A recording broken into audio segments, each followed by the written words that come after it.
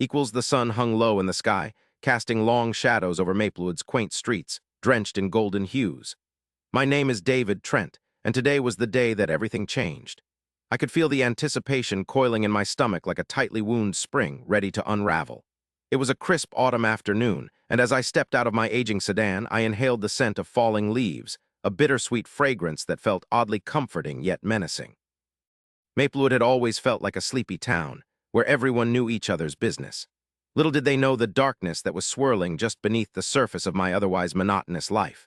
The crunching of the leaves beneath my worn-out shoes marked my steps as I approached the old Maplewood Town Hall, a building I had passed countless times but never truly appreciated until now. Its brick facade bore the weight of history, with ivy cascading down like a green veil. I could almost hear the whispers of the past echoing through the grand oak doors, filled with stories of decisions made, lives changed, and choices that had shaped the very fabric of this community. I brushed my fingers against the rough surface of the walls, feeling the texture under my fingertips as I recalled how once upon a time I had only felt admiration for this place. But admiration felt a long way off today. It was tainted by the memory of betrayal, and the sharpness of it pierced through me like a knife. My heart raced as I approached the large wooden doors, dragging deeper breaths as anxiety settled in my chest. With a push, I entered the hall. The dimly lit lobby had wooden beams that seemed to cradle the heartbeat of the town, and the air was thick with the scent of varnish and old paper.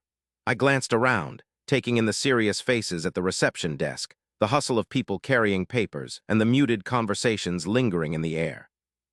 Everything felt heavy with intent, and I knew I was stepping into a game that had already been played out far beyond my reach. As I made my way to the elegant wood-paneled conference room, I felt the weight of my purpose pressing down on me. I was here for a reason, and I had to remind myself of that. The betrayal had happened too swiftly, a quick slice through my life like a hot knife through butter, and I had spent months frantic and lost, piecing together the reality of my new situation. Of course, it was all thanks to Jard McCoy, the smiling architect of my downfall, the devil wrapped in the skin of a friend. Jard's image flashed in my mind, that charming grin, and the sound of his laughter still echoed in my ears. For years, he had convinced me that we were inseparable partners, navigating the tricky waters of our respective careers side by side. Little did I know he was merely biding his time, waiting to sink the dagger deep into my back just as I had begun to make headway in my personal and professional life. "David," the voice broke into my train of thought, and I turned to find my colleague, Paula, waving enthusiastically. Her bright blue eyes sparkled with excitement, oblivious to the turmoil brewing within me. "I'm so glad you made it." "Thanks, Paula," I replied, forcing a smile. The warmth of her presence momentarily dulled the edges of my tumultuous feelings. "Thought I would give it a shot. Face the music." "Face the music. You're acting like you are going to court. It is just the annual town council meeting." She chuckled lightly, arching an eyebrow. "But I guess for you it could feel a bit like that. You have been through a lot lately." Her genuine concern triggered a wave of anger mixed with confusion within me, frustration over the whole messy situation that had been spinning wildly out of my control, and yet a flicker of gratitude for her. "Just trying to stay strong," I murmured, even though my voice was tinged with bitterness. "Sometimes it feels more like I am just playing the role." Paula stepped closer, her expression shifting to one of compassion. You are stronger than you think. We are behind you every step of the way. Come on, let's sit down." We made our way to the conference room, and as I stepped inside, anxiety returned in full force. The long, dark table was covered with papers, each stack representing a mixture of hopes and fears, discussions long overdue, and decisions lying heavily on our shoulders. The council members occupied their seats, their conversations drifting like the gentle notes of a half-forgotten song, but today I was a man on edge. "Gentlemen, good afternoon," intoned the mayor, a tall figure with thinning gray hair and a booming voice that commanded attention. My stomach flipped as I settled into my chair, trying to maintain an appearance of calm. I caught sight of Jard seated at the head of the table, his confident aura flickering like a candle in the wind. "Today we will address several key community projects," the mayor continued. "However, we have planned an important discussion around the new City Park initiative that some of you have been working on." Jard cleared his throat, and a shiver of apprehension traveled down my spine as he leaned forward to speak. "As you all know," he began, spreading his arms wide as if to envelop us in his grand vision, "the Maplewood branch of architecture has been collaborating with the town to bring something fresh and exciting for our citizens. This is my personal commitment, as I believe." "Your personal commitment?" I could not hold myself back. The words burst out like fire, fueled by months of silence.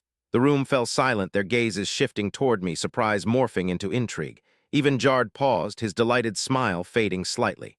"Yes, my personal commitment," he replied, his voice even more condescending than usual. "This project is about collaboration, David, something you clearly do not understand." The anger bubbling inside me almost felt electric, burning through years of camaraderie. A part of me wanted to retort, to spill the truth and expose his treachery right here and now, but I knew I had to wait. "I understand perfectly, Jard. Perhaps you've forgotten that this project was once almost fully in our hands, at least until you decided to go behind my back and twist things to your arrogant advantage," I replied, the heat of my words wrapping around me like a cloak. Paula shot me a look that balled up concern and disbelief, but Jard merely shrugged, a measure of satisfaction dancing in his eyes. "The truth is, David, sometimes you've got to play the game to win. It's not personal, it's just business." The rest of the room shifted uncomfortably, and I could feel the tension hanging like fog old enough to suffocate. The familiar taste of betrayal churned in my mouth. "Business? Is that what you call it? Because from where I'm sitting, it looks like you have gone out of your way to sabotage me." Jard tilted his head slightly, a predator sizing up his prey. "Come on now, David. Do you really think anyone else is going to remember your threats or wild delusions? No one cares about the past. It is all about the future." The laughter of the council members seemed to drown out my thoughts momentarily, but they were not the people I was concerned about. My mind was racing, a storm swirling between vengeance and caution. As I locked eyes with Jard, I reminded myself this was not the time for a collision. The scale of my plan was larger than any petty retaliation he could expect. "Fine," I stared into his eyes, feeling the ice creeping back into my veins like a whisper of sweet revenge. "But don't think this is over. Changes are coming, Jard. You can't cut people down without consequences. Just remember that." There was a flicker of concern in his gaze, and I sensed his cockiness slip just a fraction, revealing a hint of the vulnerability that hid behind his bravado. "Is that a threat, David? Because if so, you know how the game works. How about we just keep things civil?" "Civil," I breathed. "Right, because that's what you have done. Good luck with that." My heart drummed in my chest as the simmering tension seemed to boil over in the room. "Let's move on," the mayor intervened, eyeing the two of us closely. "We all have a job to do, and I suggest we focus on the community, not personal feelings. This is about everyone." They began discussing logistics, contracts, and plans, but I felt like an outsider in my own skin, trapped on the edge of a whirlpool. They tossed words back and forth, like invisible weapons that dug into me deeper with every minute that passed. As I sat there pretending to listen, I drowned in my thoughts, plotting how to take back control, how to steer my life away from his cruel grip. A vision crystallized in my mind, focused and fierce. I would show Jard that betrayal comes at a cost, that every action has a consequence, and I intended to make him pay dearly for everything. "David!" Paula's voice sliced through the haze. I blinked, returning my gaze to the room. "What do you think about the proposal?" My mind raced, stumbling with thoughts. "Sorry, I got lost for a moment." I composed myself and masked my true thoughts. "The proposal is good, but we need to ensure everyone is on the same page, right?" Jard raised an eyebrow, the mockery lacing his expression. "If you really think that your name in the document was enough to sway opinions, you're mistaken." The room buzzed with muffled laughter, all eyes flickering back and forth as a contribution of my soul felt stripped bare. What was the use of trying to salvage whatever shred of respect I thought I had left? The culmination of my resolve was reaching a boiling point, and I felt it slip through my fingers like grains of sand. Still, I nodded slowly, determined to stay calm. "I think we need to think creatively to build something that lasts. As it stands, My voice softened slightly, almost vulnerable. "I cannot go along with anything that does not recognize the input of every member." "Just as I thought," Jard interrupted smugly. "David's too afraid of change to see the bigger picture."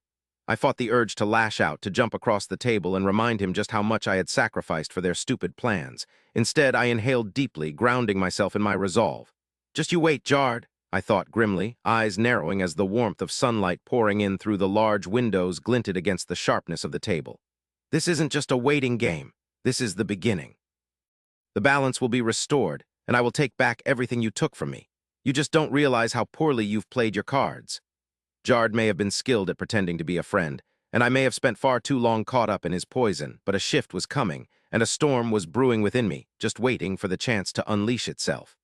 As the meeting dragged on, I couldn't shake the sense of foreboding cloaked around me, drowning out the noise of collaboration in the conference room. A relentless fire fueled my determination, and I knew one thing for certain. My unyielding desire for retribution would consume every ounce of pain I had suffered. And with the dawn of tomorrow, the game would begin anew, but this time, I would be the one in control. The precarious balance was about to tip, and I was determined to land on my feet. The air hung thick with tension as I stepped into the half-lit bar, the door letting out a creak that felt oddly melodramatic against the low hum of chatter and the sizzling of the neon signs above. The words "Welcome to the Black Oak" flickered sporadically, casting shadows that danced across the faces of patrons hunched over their drinks. My heart pounded as I scanned the room, every instinct prudent, every nerve on edge. It was here that people came to unwind, where laughter and loose lips paired with whiskey and secrets. But tonight I was not here to relax. I was here for information, and I was determined to extract every little bit of it from the one person who could help me. Sam O'Brien, my childhood friend turned reliable informant, sat slouched at the end of the bar. His unruly golden hair caught the dimmest light, like a halo of mischief, but the dark circles under his eyes told a different story. He had been through a lot, and I could see the toll it had taken on him. The last time we'd met, I had promised him I would be there if he ever needed help. Little did I know it would be me needing his assistance this time. "David?" he greeted with a slurred wave, a smile creeping across his face, revealing a mixture of warmth and weariness. "You made it. I thought I'd be drinking alone tonight." He gestured to the empty bar stool beside him, a half-empty glass of amber liquid sitting in front of him. "Nice to see you too, Sam," I replied, taking a seat and trying to ignore the foul smell of spilled beer that lingered in the air.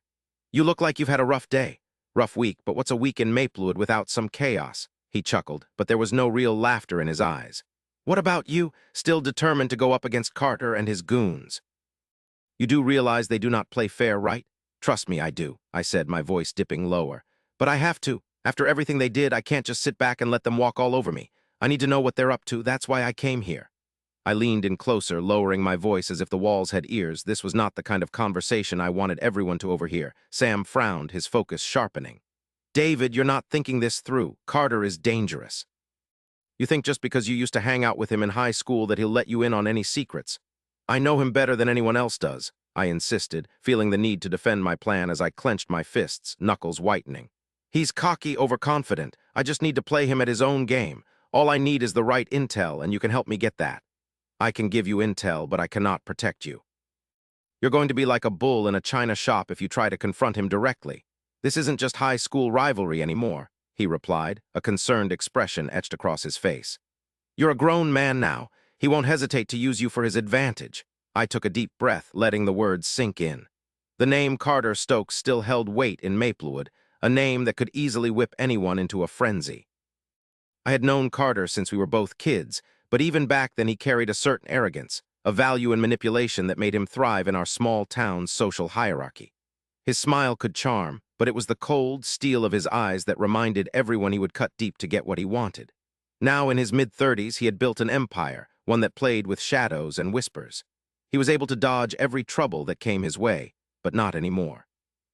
"I'm going to pay him a visit," I declared, my resolve hardening like steel in my gut. "I can't wait for things to happen to me. I want to drive the narrative. I want him to remember my name and regret every action he takes." "Are you out of your mind?" Sam exclaimed, his voice rising above the ambient noise of the bar. "You can't just show up at his doorstep expecting him to." "I'm not expecting him to roll out the welcome mat, but I need leverage. I have a plan." My pulse raced at the thought, envisioning the confrontation like a scene from a movie, a climactic showdown where the good guy triumphs against the odds. It was exhilarating, terrifying, and intoxicating all at once. Sam stared at me for a pause that stretched uncomfortably. "What plan? You're not doing anything reckless, are you?" I avoided his gaze, lest he see the flickering uncertainty growing within me like a slow ember. "I've been doing my homework. I can get to him through his crew. There is a party coming up this weekend, a private gathering where he does business. If I can get myself on the guest list, you do realize you could end up breaking into one of the most dangerous parties in Maplewood, right?" Sam's skepticism was palpable. "You think you're the only one with a vendetta? These days, everyone wants something from him, David. You're just asking to be taken down." "Maybe," I replied, taking a sip from the drink that had been sitting in front of me, the whiskey soothing a part of me that felt raw. "But it's now or never. He thinks he can just trample over anyone without consequences, and I'm going to be the consequence. You should know better than to underestimate my determination." I glanced around the bar, searching each face, wondering who might be listening, or worse yet, who might work for him. My gut twisted. The music shifted to something slower, and I could see couples swaying under the flickering light, oblivious to the storm brewing in my heart. A growing sense of urgency gnawed at me as I envisioned Carter's smug face, his laughter ringing in my ears. "All right, fine, just be careful," Sam finally conceded, raising his glass as if to toast our unspoken pact, his expression softening just a little. "But you have to promise me, David, if it gets too heavy, you'll back down. You cannot do this alone." "I won't be alone," I said, determination sharpening my voice even as my mind bounced with doubt.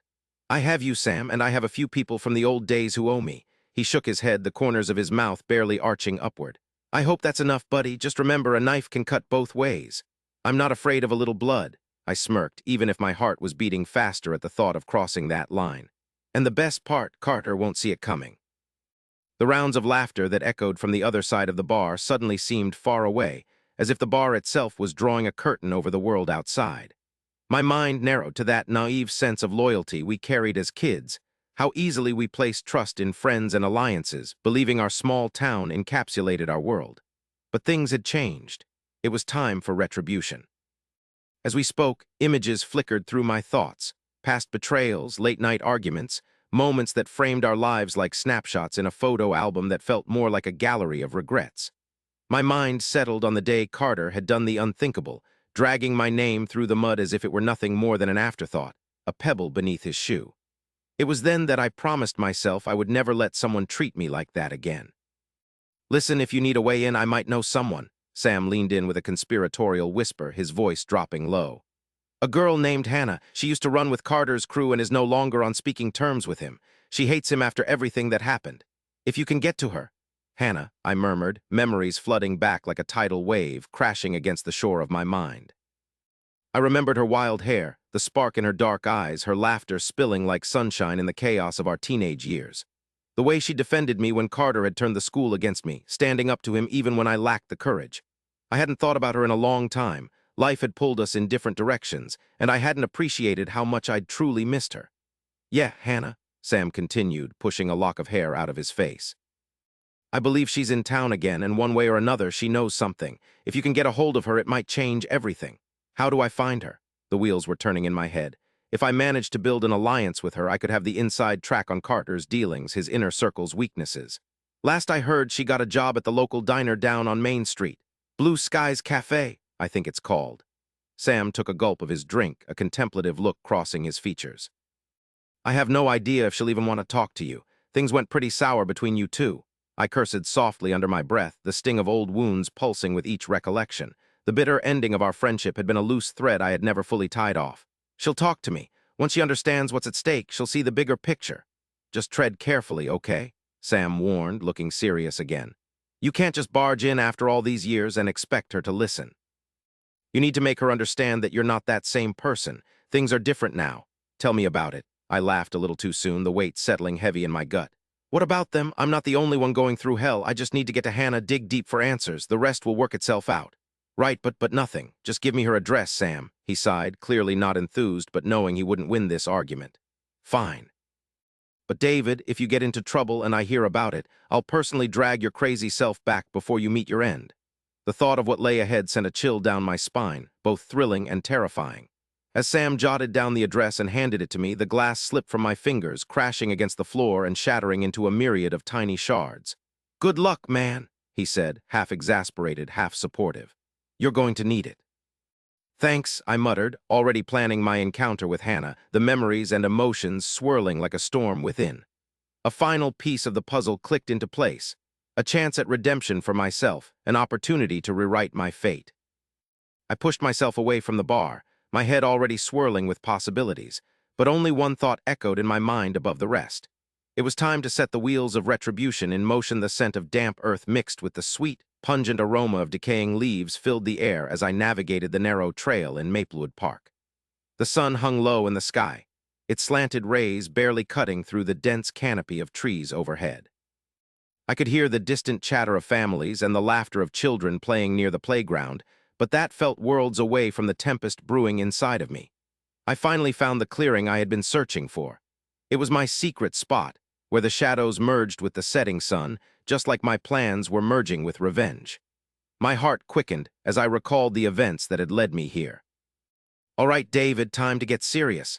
I whispered to myself, the words echoing softly in the almost eerie calm of the woods. I took a moment to gather my thoughts, looking down at the sketches I had folded neatly in my pocket. They were blueprints I had worked on for weeks, maps of my revenge.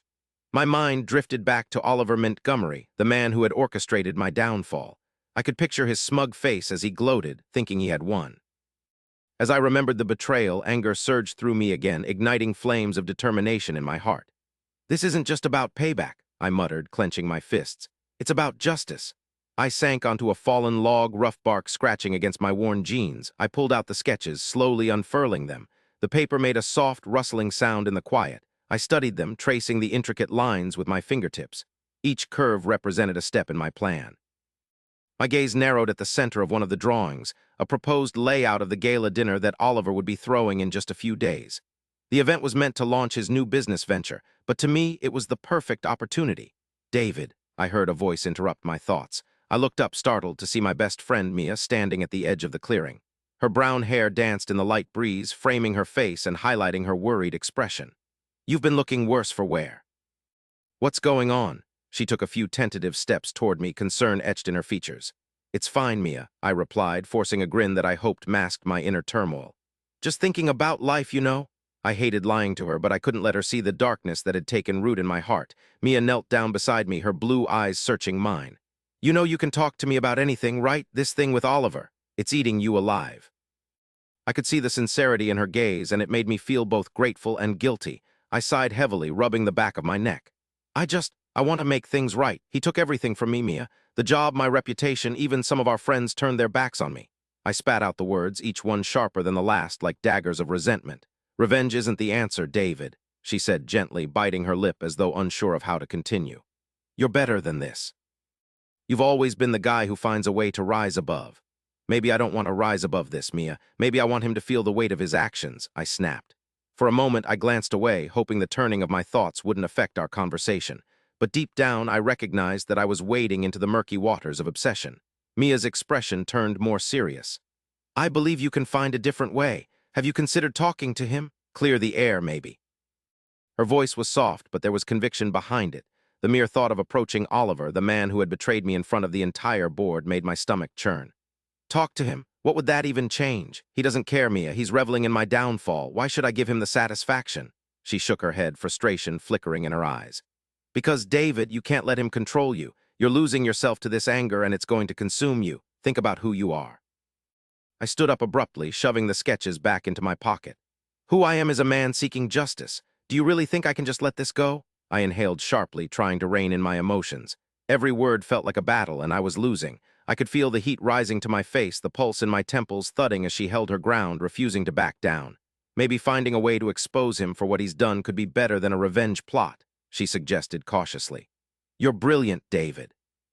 You can outsmart him without tearing yourself apart." "Expose him? And how exactly am I supposed to do that?"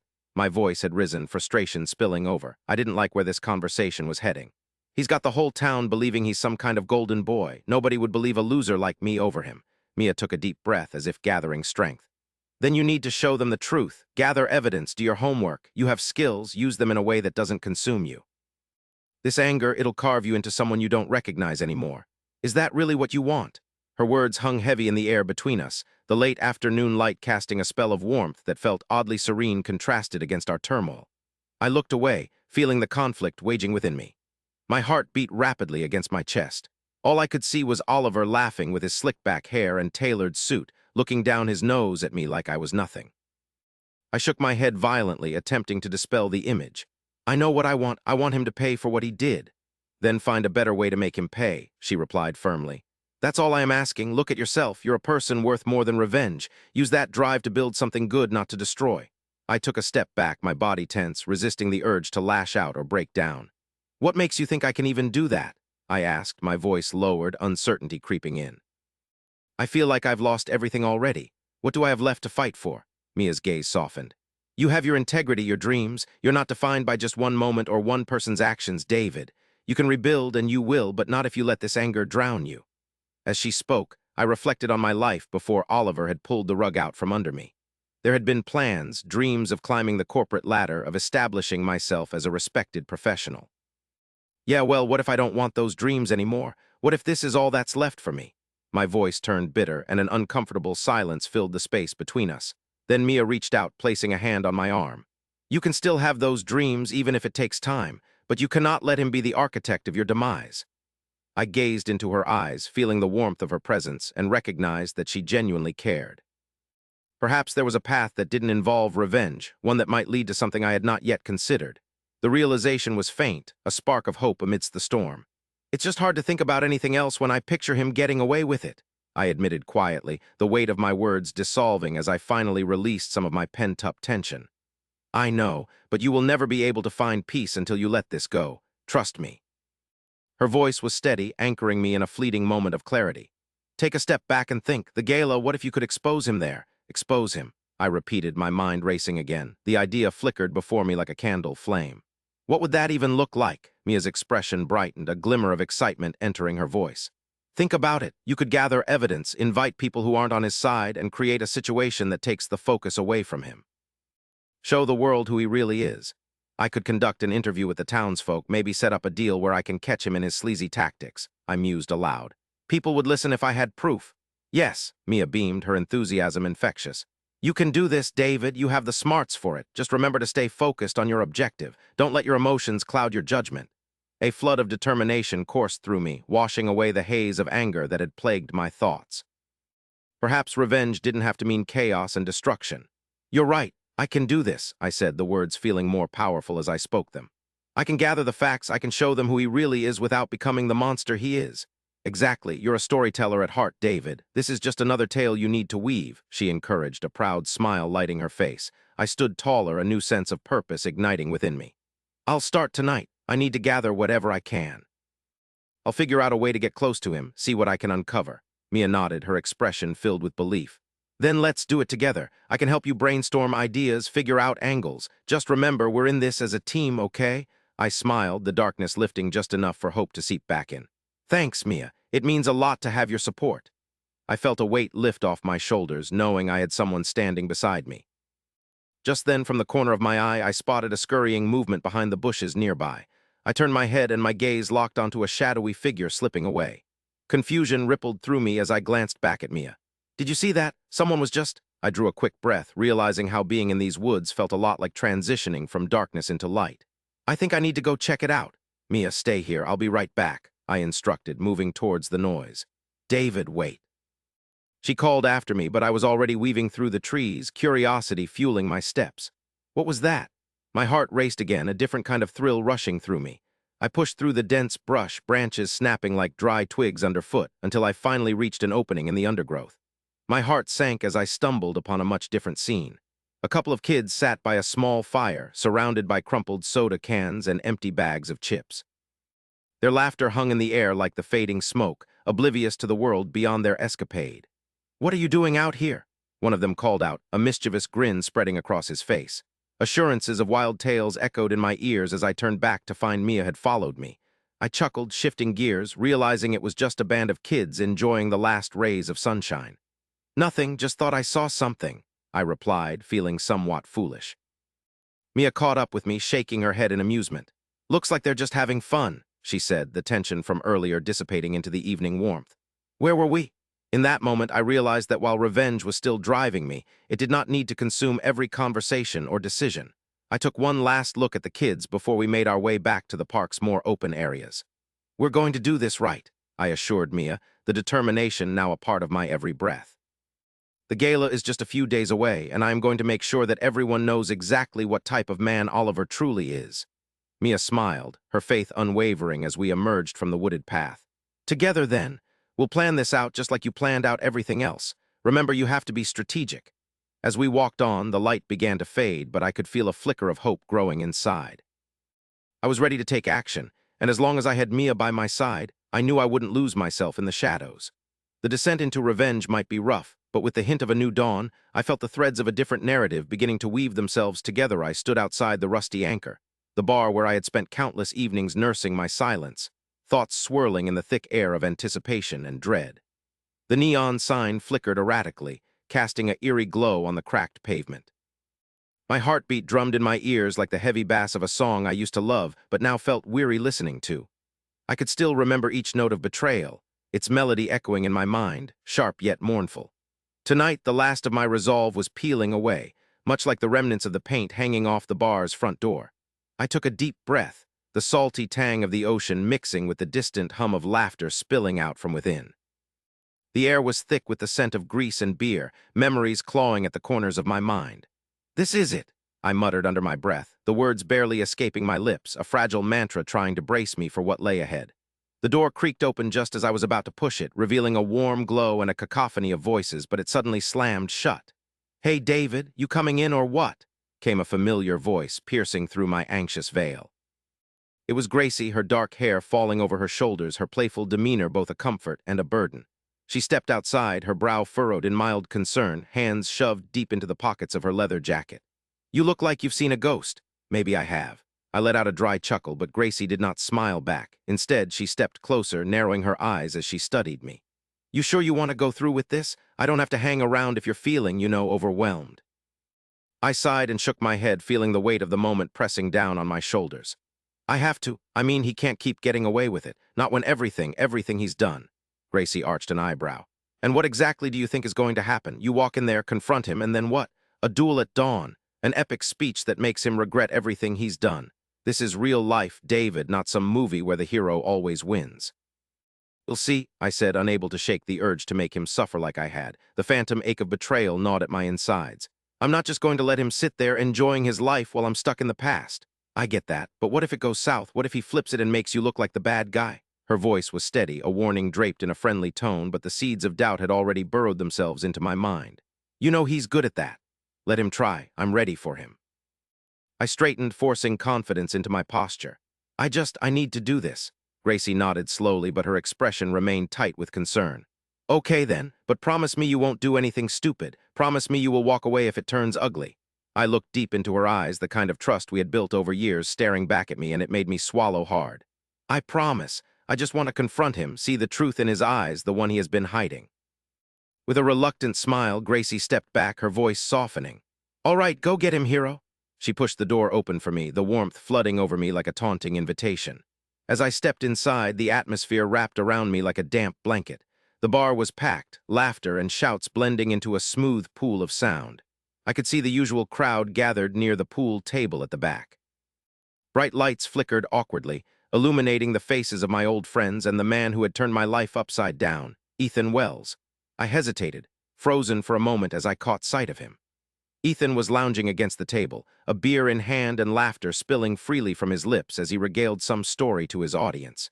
He always had that charisma that could draw a crowd, his charm irresistible even now as I felt fury bubbling up inside. "Oh, come on, not now," I whispered silently to myself, wishing I could find the courage to continue forward. But as if sensing my presence, Ethan turned his head slightly, his eyes locking onto mine from across the room. Instantaneously, the laughter faded into an awkward silence that seemed to stretch and grow heavy. His aloof grin faltered for just a fraction of a second, confusion flickering to life in his hazel eyes. "Well, if it isn't David Trent," he called out, raising his drink slightly as if offering a toast, mocking just like always. "I didn't expect to see you here. Are we giving out awards for Best Ghost, or did you come to join the living? Cut the acting, Ethan. I'm not in the mood."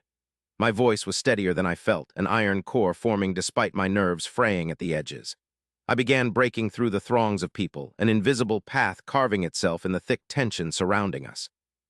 "What's the matter?" Ethan said, his smile returning as he leaned against the pool table.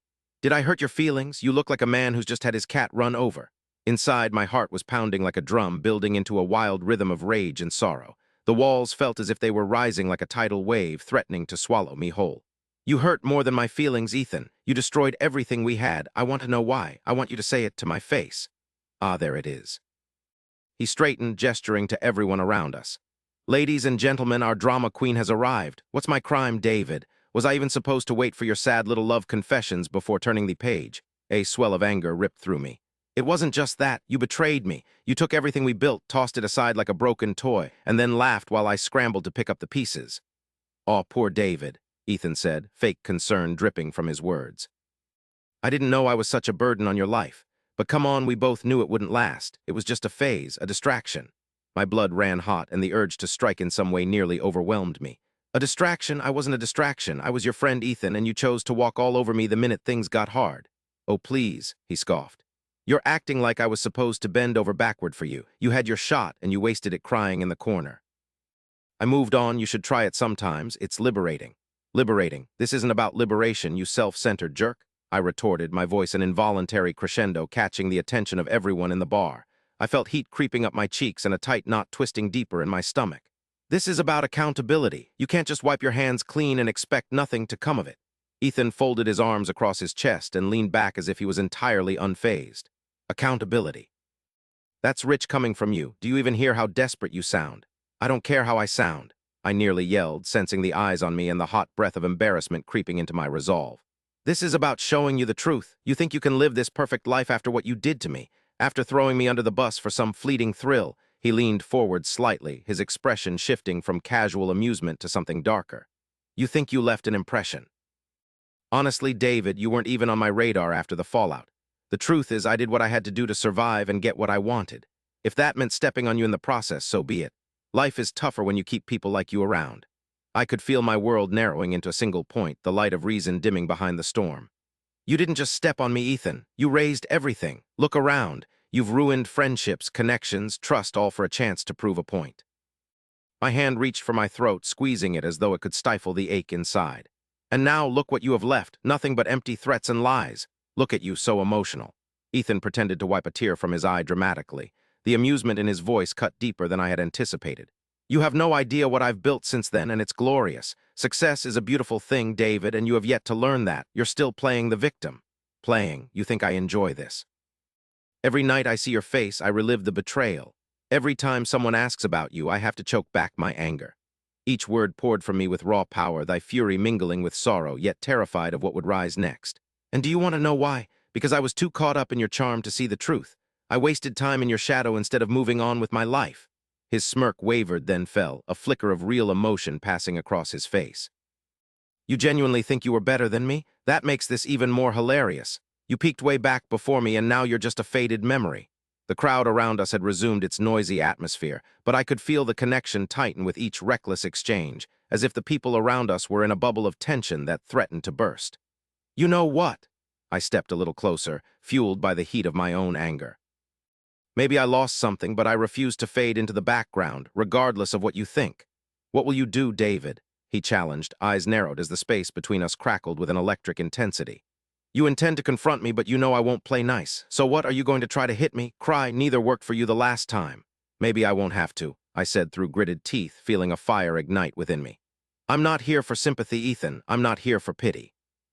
I'm here to confront you with the truth. You've lost yourself in the facade. Facade? He scoffed, rolling his eyes.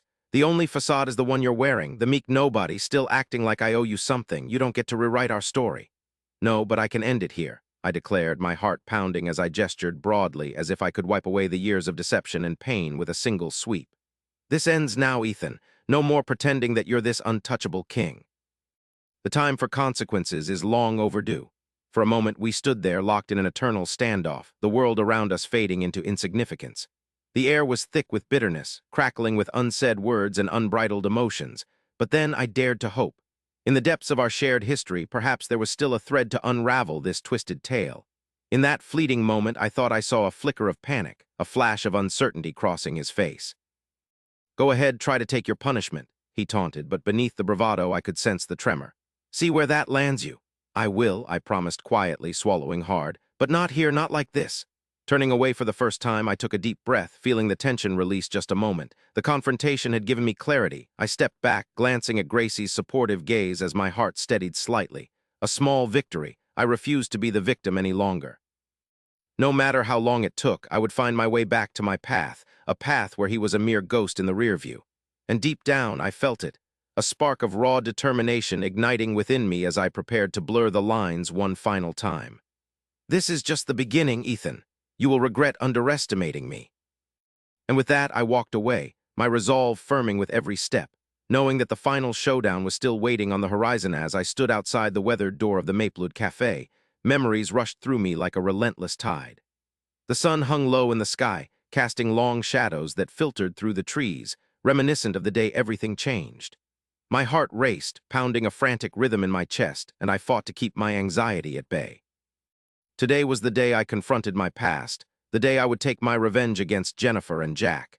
It had been over a year since they had ripped my life apart, and today I would finally find closure.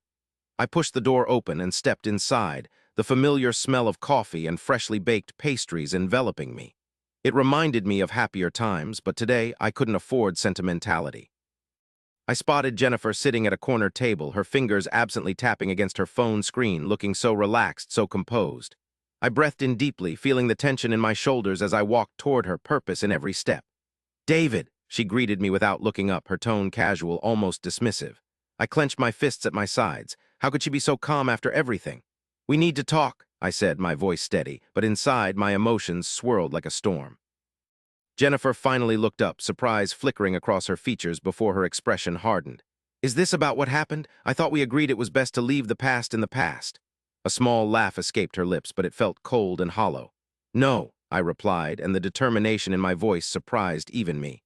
"We did not agree on anything. You made your choice, Jennifer, and now I need you to understand what that choice has done to me." She flicked her hair behind her shoulder, annoyance creeping into her features. "David, this isn't the place for this," she started, but I leaned forward, capturing her gaze with mine, making sure she could see the pain in my eyes. "No, you don't get to say that. I want you to hear me out. You took everything from me, my career, my friends, my dignity. You chose Jack over me, and it hurt more than I can explain. I was nothing but a fool, and I just want you to truly understand how much it destroyed me." Her expression shifted, the mask of indifference faltering as guilt began to creep in. Those honest eyes that once sparkled now held hesitation. "David, I didn't mean for it to happen that way." I could almost sense her regret swirling in the air between us, mixing with the scent of coffee and baked goods. "You didn't mean for it to happen. You thought it was perfectly fine to betray me with my best friend? What did you think would happen?" My voice rose slightly, drawing a couple uninvited glances from nearby tables. I forced myself to breathe to steady the rising tide of anger that threatened to drown me. "I lost everything. You and Jack threw me away like I was nothing, and once the dust settled, it took so long to rebuild my life piece by piece. It was a mistake, David. I never thought, I was confused." She finally looked away, dragging her fingers across the table, her eyes averted as if the truth was too hard to bear. "That was it, wasn't it? A simple mistake." I shook my head, the resentment curling in my chest like smoke. "Confused, you knew what you were doing. You didn't just trip and fall into Jack's arms, you sprinted toward him." The words left a bitter taste on my tongue, each one a reminder of the betrayal I had suffered. "You always were the jealous type, always wanting what I had." She narrowed her eyes, not allowing my accusation to slide without rebuttal. "I was never jealous, David. I wanted what was best for me. Why couldn't you see that? You thought breaking my heart was best for you." My voice cracked slightly, emotions threatening to bubble over. "All of this was about you, and now here you are trying to play innocent?" Jennifer fumbled for her coffee, almost spilling it as she set it down with a clatter on the table. "Enough, David. I can't keep doing this. We are different people now. You've changed." "Changing isn't the issue," I said, my tone even though a tempest brewed inside. "I have learned how to survive. I've learned how to get back on my feet despite what you took from me. But until you truly understand the pain you caused, neither of us can move on." She reopened her mouth, probably ready to argue, but I raised a hand and pressed on. "Do you remember the nights we spent planning for our future, dreaming of everything together? We were best friends, Jen. I never thought you would turn your back on me. You didn't just hurt me, you ripped apart everything we built." Her face turned pale, and for a moment I saw her composure crack. She started, but words failed her as she sank back into her seat, a wave of realization ebbing across her features. "I didn't want to hurt you," she finally whispered, eyes misting over. I wanted Jack." It was a simple admission, stark and raw, and every person at the cafe could sense the heaviness in the air between us. I could feel the weight of her words, the betrayal echoing louder in my heart. "It doesn't matter what you wanted. You could have come to me, you could have talked to me, but instead you chose deceit. Did it make you feel powerful? Did seeing my pain satisfy you?" I leaned closer, lowering my voice to a hushed whisper. "How do you think I felt when I heard the news? When I saw the pictures of you two together while I was left in the dark, you threw away years of friendship for a fleeting moment." My heart raced with every word, the adrenaline coursing through my veins. I needed closure. I needed justice, not the kind you find in a courtroom, but something that resonated deep within, a reckoning. "David, No," I interrupted, a fire igniting in my belly. I couldn't let her backtrack now. "Do you think this conversation is for my benefit? Because it is not. I want you to know the truth, the reality of what you did, not only to me but to every promise we shared." I suddenly felt the urge to laugh at the absurdity of it all. This was the woman I once thought I could share a life with. Sometimes I wonder if you truly cared or if this was all just a game. She finally blinked, her composure fracturing entirely as tears spilled down her cheeks. I didn't mean to lose you, I promise. I was scared. My heart twisted at the sight, but anger kept me anchored. Scared of what? Losing what? You and Jack lined up your betrayal like it was a cozy little plan. You were my safety, David. I never intended. The truth stings, doesn't it? I cut her off again, seeing the hurt reflected in her eyes. How hard it is to face yourself. Maybe you're just not capable of that.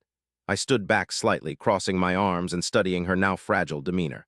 What did you want from me? Forgiveness, to move on. Jennifer wiped her tears, her voice shaking, the bravado cracking like glass. Please, David, I'm sorry. It was as if her resolve faded entirely, and I saw the girl I had once cherished sitting in front of me utterly broken. I wanted to reach out, comfort her, but I couldn't allow myself that luxury. Sorry doesn't cut it. You owe me more than an apology. What do you want from me? She asked, genuinely confused, the vulnerability shifting between us. I leaned forward and my breath hitched. You owe me honesty, Jennifer. No more games, no more lies. I deserve the truth about everything. I need to know why you chose him and not me. She gasped, and it almost hurt to watch her struggle. He made me feel alive. I thought I was missing something, and she faltered and drew a shaky breath, her cheeks staining with crimson. But that doesn't justify my actions. You must believe me, it was a mistake. A mistake that could have ruined my life, I said bitterly. A mistake that cost me everything. I have rebuilt, yes, but it hurts to think you were my confidant and my best friend. The pain seeped through every pore. It was raw, like fresh wounds pulled open again. David, please, she began, reaching across the table. Please don't make this harder. You chose this, Jennifer. By betraying me, you sucked the joy out of every memory I had of you. I felt the fight within me rising, desperation bleeding into my voice. Was it worth it? Was he worth it? Her tears fell faster now, despair replacing the earlier defiance. I didn't think about you then. I was selfish. Maybe I am selfish. Jack made me feel wanted, and I thought. What did you think? I pressed on, leaning closer. That you would never lose me or hurt me. Did you truly believe this would end without consequences? For a brief moment, silence twisted between us, burdened with unsaid thoughts, regret, and sorrow. I hated how broken she looked. I hated that a part of me still found traces of the person I once loved amidst the wreck. Jack never cared. He used you the moment I was out of the picture, I hissed, aggression now stark in my voice. Did you not see how he smiled while talking behind your back, how he mocked you as if you were an object to be played with? She shivered, the honest horror washing across her features as the reality of their relationship sank in. I wish I could take it all back, I do. It was one last stab at redemption, I could tell. One last grasp at one last moment where she could, perhaps, convince me to change my mind. But you can't, and that is the point. What can I do to make it right? A desperate plea loaded with sincerity shot toward me like an arrow, and I felt myself swaying, wavering for just an instant. The woman I once knew was standing there, begging for understanding. You can't. I stepped away from the table, the regret curling in my heart like an unreachable pain. You cannot make this right because you never understood in the first place. Just then the door swung open, and Jack strolled in as if he owned the place, his laughter buoyant as he scanned the cafe. My jaw clenched, teeth grinding. No way was I staying to face him. The coward I was would not give him the satisfaction. Well, well. Look who we have here, Jack's voice boomed, and I saw Jennifer's face pale, panic washing over her. What a coincidence. He leaned on the edge of the table, his eyes sparkling with mischief. Fancy seeing you two together. Jack, not now, Jennifer hissed, and I caught whiff of the fear hidden beneath her irritation. Oh, come on, Jen, we're all adults here. Jack smirked, knowing damn well he was stepping firmly on the remnants of what used to be our friendship. David, what's up? This felt like a secret reunion to me. My fists clenched tighter, and I turned my back on him, preparing to walk away. You don't belong here, Jack. A sudden fire sparked within me, fueled by every memory of the betrayals, the whisperings behind my back, and the laughter that haunted my dreams. You have nothing to say to anyone here. I felt Jennifer's hand grip my arm, but I shook her off, the need to walk away becoming greater than the need to stay and face the ghosts. Don't go, David. She called after me, but I was done with them both. I pushed through the cafe door and stepped outside, and a chill rushed over me like ice water, a sense of liberation sweeping through my body. I could finally breathe. I was reborn amidst the chaos, renewed by the decision to step into the sunlight instead of dwelling in dark shadows. My heart raced, and though it hurt, I knew I had faced my demons. I could finally move on. I walked down the familiar street of Maplewood, letting the warm sun envelop me while a sense of freedom carried me forward inch by inch. The scars would always linger, reminders of the dark past, but I refused to be anchored by them any longer. Today was about closure, about reclaiming the pieces of my life that they had shattered. And with every heartbeat, I embraced that new beginning.